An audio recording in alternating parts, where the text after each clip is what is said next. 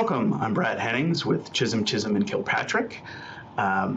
Joining me today are Nick Briggs and Michael Estrito, both of the firm, and we're here today on the Veterans Legal Lowdown, discussing the recent update from the Office of Inspector General from the Department of Veterans Affairs regarding Blue Water Navy veterans benefits.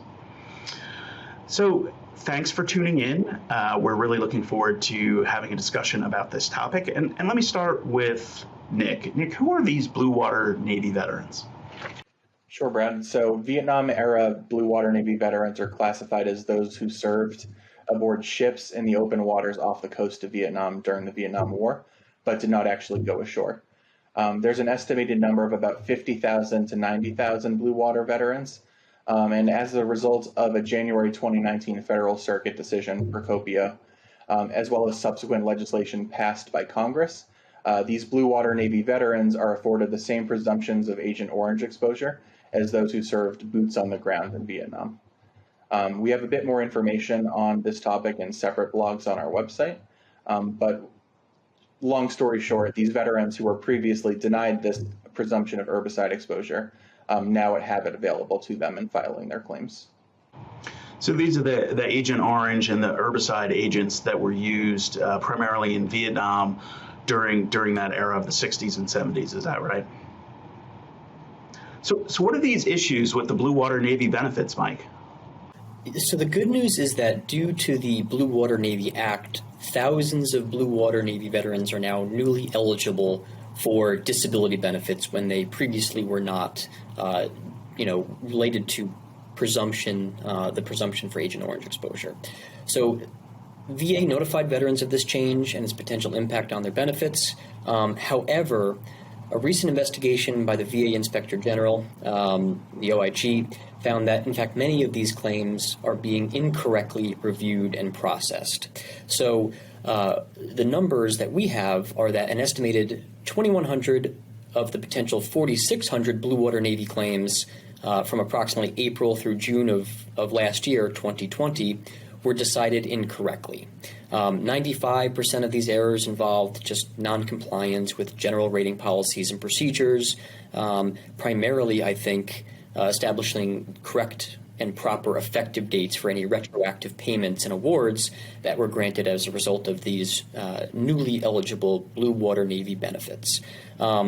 The numbers are pretty staggering from the report. The mistakes made in adjudicating these claims total an estimated approximately $37 million in misappropriated benefits. And this, involves underpayments of benefits to veterans due to their eligibility based on the new act and the new law. And so many of these veterans who should have been receiving benefits were not, in fact, receiving all of the benefits that they were entitled to due to effective date errors, due to errors in processing. And so this is a big issue. Again, the good news is that veterans are now entitled to these benefits, but as this report shows, not all of those benefits are being correctly decided, oftentimes leading to underpayments in veterans' eligibility. So Nick, let's talk a little bit about these effective dates and the retroactive payments. What's going on with the stuff that Mike's talking about? Sure. So the big thing that comes into play when VA is trying to figure out how much to pay a veteran in a given case comes down to what the assigned rating is and then the effective date of the claim, how far it can go back. And the reason it becomes complicated in these Blue Water Navy cases in particular is that many of these claims involve retroactive benefits. In some cases, the start date for payouts can be the first day that the veteran filed the claim, which in many cases is prior to the date of the 2019 law. But in other cases, for veterans who are filing these claims for the first time, the effective date can only be pushed back as far as the 2019 law implementing the Blue Water Navy Veterans Act. So in the OIG report, VA found that staff were more likely to award extra retroactive benefits, meaning they assigned an earlier effective date than they should have, and that something along the lines of 680 of the 2,100 claims granted were affected by an inaccurate effective date. But again, this error goes both ways. There are some decisions that are assigning earlier effective dates than they should be, And there are certainly decisions that are assigning effective dates that are much more recent than they should be. Because again, we're talking claims that might have been filed 5, 10, 15 years ago. So there are naturally going to be some hiccups in how these claims are processed and adjudicated. And VA effective dates get complicated fast. So it's something that they need to take more time to look into. So, Mike, what's VA doing to remedy all of these errors and these issues in assigning correct effective dates and retroactive awards? Yeah, so OIG made several recommendations to address these issues and try to avoid any underpayments moving forward. Some of these recommendations included clarifying guidance to explicitly state that employees should use discretion in reviewing and interpreting the results generated by the ship locator tool. The ship locator tool is kind of an internal tool that VA uses to determine exactly where the ship was located that the veteran served upon. And so generally speaking, Blue Water Navy veterans need to have served 12 nautical miles seaward of the demarcation line of Vietnam between 62 and 1975. And so VA uses the ship locator tool to try to determine the exact coordinates of the veteran's location to determine their eligibility.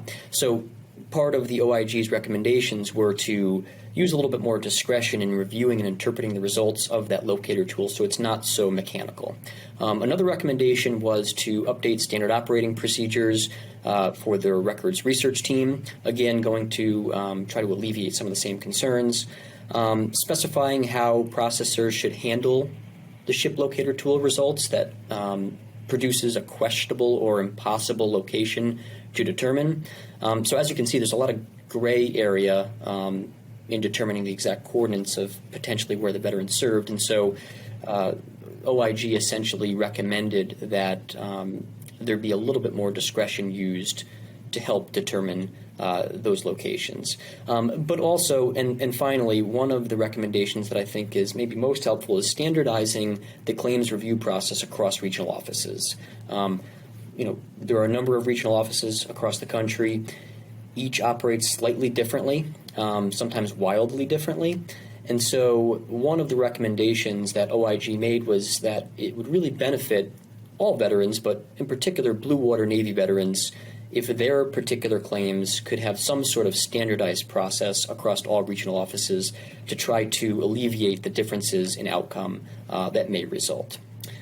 So while not every claim is processed incorrectly, of course, a large portion of veterans who have already been waiting for years for these benefits, unfortunately, are now experiencing even further delays because VA has not successfully and correctly implemented the claims processing for these new Blue Water claims. So the bottom line is if you think you've been impacted by this, if you believe you're not receiving the correct benefits from VA, you have options. And we strongly recommend you contact a VA accredited representative to review your case for errors on the VA's part and to ensure that you're maximizing your potential benefits. Because this issue is not unique just to these Blue Water claims. In our experience, this is a recurring issue that VA struggles with. Effective dates can be very complicated under the law. In fairness, it's hard sometimes for the raters to figure them out correctly. And CCK finds that most cases we handle require additional appeals and work to ensure a proper effective date for benefits. So the experienced agents and attorneys at CCK were available to assist you no matter what issues your claim might involve. So contact us to learn more. But most importantly, even if it's not us, contact somebody who's accredited and who really understands effective dates and the VA claims system. So I want to thank everyone for joining us. Nick, any final words before we go? Just again, these are complicated. Like you mentioned, even the most traditional TDIU case can end up having an incorrect effective date assigned. So even if you don't seek out an accredited agent, there are organizations available like the DAV to assist. Just don't let VA get away with some of the mistakes that they're making on your claim. Mike, do you have anything to add? I would just add, I agree with that wholeheartedly. I would just add that, it's beneficial for veterans to continue appealing their claim. and not settle for necessarily a denial or resort to filing yet a new claim.